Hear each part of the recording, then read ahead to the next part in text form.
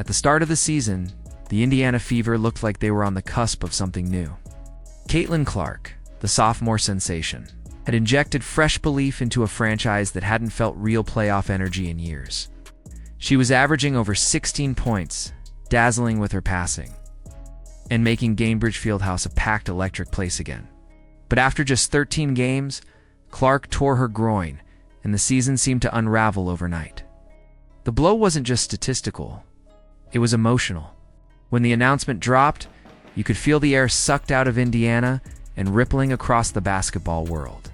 Fans and analysts alike began writing the obituary for their playoff hopes. Clark wasn't the only casualty. Sophie Cunningham went down with a knee injury. Khloe Bby was done with a knee. Colson sidelined.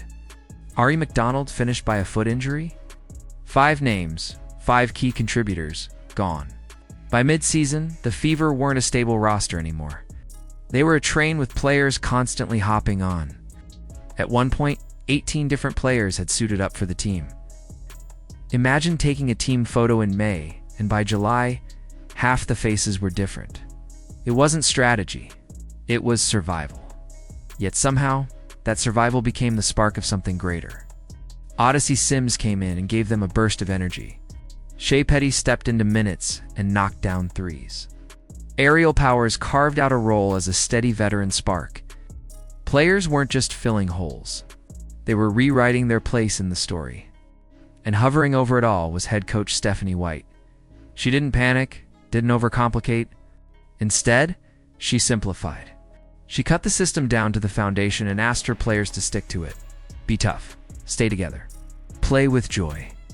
And somehow, that mindset started to take root. By August, what looked like a season of disaster had instead become the foundation of resilience. What was supposed to break them forged them. The mantra of next woman up stopped being an emergency plan and started being their identity. Every player understood she was the answer when her number was called. That toughness, that collective defiance, reached its boiling point in Washington. For the first half of the game, it didn't feel like a blowout. The Mystics came out strong, trading buckets, forcing Indiana into tough looks and keeping the score tight. Without Clark, without Cunningham, without McDonald or Colson, the tension was there. Would this be the game that slipped away? The Fever were holding ground, but Washington had momentum. That's when the third quarter happened. Indiana didn't just defend, they suffocated. The Mystics scored only 9 points in the entire frame. Passing lanes closed like jaws, drives collapsed into walls, and every matchup was contested. Suddenly, the Fever looked like the hungrier team, the tougher team. By the end of the third quarter, the lead ballooned, past 20, past 25, and eventually peaking at a 33-point advantage. The scoreboard didn't just say win, it screamed domination. Natasha Howard poured in 17 points, muscling her way inside and punishing the Mystics at the rim. Aliyah Boston, steady as always, notched another double-double, 12 points, 11 rebounds, 5 assists. Her 17th double-double of the season, breaking the franchise record. Aerial Powers came off the bench with 15 points and 6 rebounds, refusing to let the energy dip. Lexi Hull was diving across the floor, hassling ball handlers, turning defense into transition buckets. Khloe Bby, flawless from deep, went 3-for-3 beyond the arc, finishing with 13 points. Even on an off-shooting night, Kelsey Mitchell chipped in 10, steadying the backcourt. 5 players in double figures. That kind of balance isn't common, but it was exactly what Indiana needed. Even more telling, Washington turned the ball over 22 times, and Indiana converted those into 27 points. The Fever only gave it away 6 times themselves. That was the dagger. Every mistake Washington made turned into fuel for Indiana's fire. In the locker room afterward, Stephanie White told her players, "We owned them in the second half. 27 points off turnovers, only 7 for us. That's a complete team effort." She wasn't exaggerating. It wasn't about one star. It was about every player taking her piece of the burden and refusing to let go. And then Aliyah Boston spoke.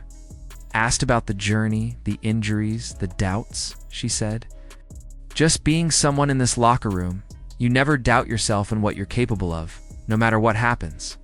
We never doubted we could be in the playoffs. Even if things looked harder, it was about sticking together.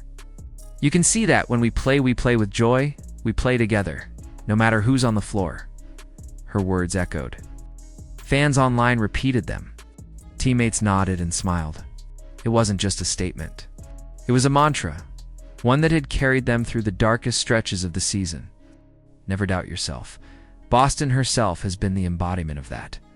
Just 2 seasons into her WNBA career, she already has 41 double-doubles. That's consistency. But this year, it became leadership. She wasn't just rebounding or scoring. She was setting the tone. When Clark went down, Boston became the backbone. When Washington tried to bully their way into the paint, Boston held her ground. She moved the ball, chased down misses, found her teammates, and anchored everything in the middle. The Fever played their best basketball when she was on the court, and the numbers proved it with her. Plus-minus soaring to +29 against the Mystics. But leadership is more than stats. After the game, when asked about the mood in the locker room, Boston laughed and said, "Well, we did make a TikTok." Then she pivoted right back into leader mode, saying everyone was excited, but the job wasn't done. They had another game Tuesday, then the playoffs. That ability to celebrate the moment while keeping focus on the bigger picture, that's how cultures are built. For the Fever, this season of injuries might secretly be the best thing that could have happened to them.